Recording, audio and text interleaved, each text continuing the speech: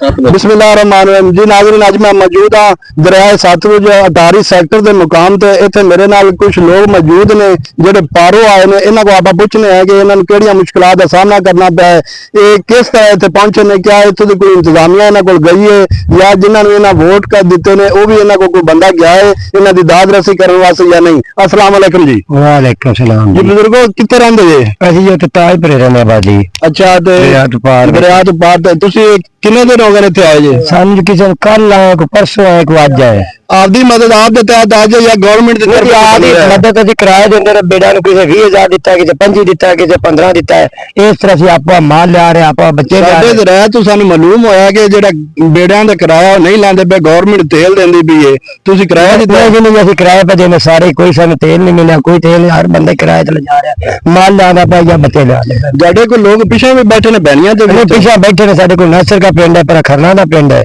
ਸਾਰੇ ਆਸੇ ਪਾਸੇ ਆਬਾਦੀਆਂ ਸਾਰੇ ਰਹੇ ਆਪੋ दरिया बुढ़दी दरिया दे विच ही ने ते सारियां बहनियां ने पानी पै चुका है। कोई बहनी सुक्की नहीं पई, ना कोई खरना की बहनी सुक्की है, ना कोई नसर की बहनी सुक्की है, ना कोई डोला की बहनी सुक्की। सारियां ही सारी आबादियां पानी जाने पे। तुसीं इत्थे आए गवर्नमेंट की तरफों कोई तुहानूं खाना भी मिलदा है या नहीं? असीं तां बैठे हैं ते बाहर मने गवर्नमेंट की तरफ ना साडे खाना आया ते ना सानूं मिलिया, कोई सहूलत नहीं मिली, कोई मिली नहीं। असीं बैठे बाहर मने इधर बोर्ड थले, असीं उत्थे ना स्कूले गए ना असीं आए।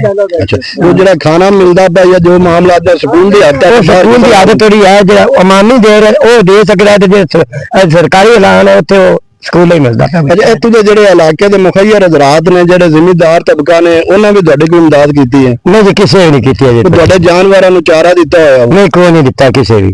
बस गाय गो ते थर चुर वार ते दब दो वार ते पा रहे। अच्छा जी, मेरे नाल एक और बुजुर्ग जी। बुजुर्गो अस्सलाम वालेकुम जी। अभी जी पारों ठाड़ू आए दरिया पार, कोई साडी मदद नहीं की। आज आप ही खर्चा करते बेड़ा का लैंदा ते आ सामने आते वेल बोर्ड दे सारा बैठा है। पिंड साडा कोई पत्ते ते बैठा है, कोई सानू राशन नहीं मिल रहा, ना साडी कोई मदद कर रहा है। और साडी गल पिंड दे विच जाके ला के चले जाओ, विचार पिंड देख लो। ये तो दरिया फसलों का भी नुकसान होया, सारियां दी फसलां किसे 4 किलो चले गए, वो डोबे नदी के गर्क हो गए ने। वो भी ठेके ते जो जमीन लई है, ठेके साडे दे कोई बेरोजगार है। इत्थे ठेका की है? इत्थे ठेका जी 70,000 दे लाख तोड़ेगा। लाख तोड़े? हां जी। गवर्नमेंट दे इंतजाम ने तरफ तुहाडे नाल कोई मदद नहीं की? कोई नहीं जी। नाज़रीन, तुसीं वेख्या है कि इत्थे जिहड़े लोग पारों आए ने उन्हां नूं कोई गवर्नमेंट की तरफ सहूलत नहीं मिली, या उत्थे जिहड़े लोग कोल बैठे ने अटारी स्कूल दे विच उन्हां नूं सारियां सहूलियात मिल रही ने।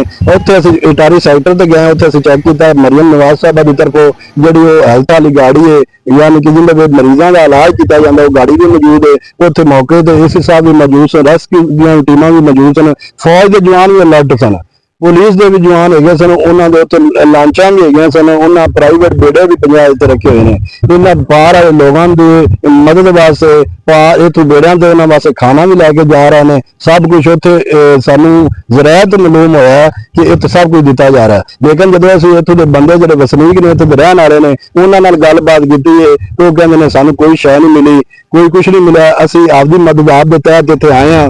सानू बेड़ियां दा किराया भी बहुत ज्यादा लग्या, 20 50 हज़ार तक भी साडे कोल बेड़े वाला किराया लिया। 1 किलोमीटर या 2 किलोमीटर का बंद है। तो मेरी रिक्वेस्ट आला हुकाम अगे, एसी साहब अगे, DC साहब अगे, वज़ीर आला पंजाब मरियम नवाज साहब अगे कि ये जिहड़े लोग ने आसे पासे बहनियां ते बैठे ने, इन्हां दी तरफ भी तवज्जो दी जाए। ये भी अभी दरिया के पारों आए ने, ये भी मुश्किलात दे घिरे हुए, सैलाब दे घिरे हुए, इन्हां नूं भी जिहड़ी गवर्नमेंट की तरफ सहूलियात ने दित्तियां जावन, इन्हां दा भी ख्याल कीता जावे। गल ते इत्ते देख लो बना ते किन्ना आदम बच्चा गरीब तबका, कोई साडी जमीन नहीं, कोई कुछ नहीं है। इन्हां दी मदद की जाए। ये भी उत्थे पारों आए ने, ये भी बेचारे मुश्किलात का सामना करते पे ने। ते इन्हां दे जिहड़ा नुकसानात होए ने, फसलां दा नुकसान होया, उन्हां दा भी इन्हां नूं कुछ ना कुछ हिस्सा दिता जाए, ताकि दोबारा पानी जो खत्म हो जाए जाके आपदा रोजी रोटी का सिलसिला चला सकन। ये programme city press club registered Gujarat शाम टीम की तरफों पेश किया गया। मिलांगे किसी नवे प्रोग्राम नाल, तब तक वास्ते अल्लाह हाफ़िज़। पाकिस्तान जिंदाबाद।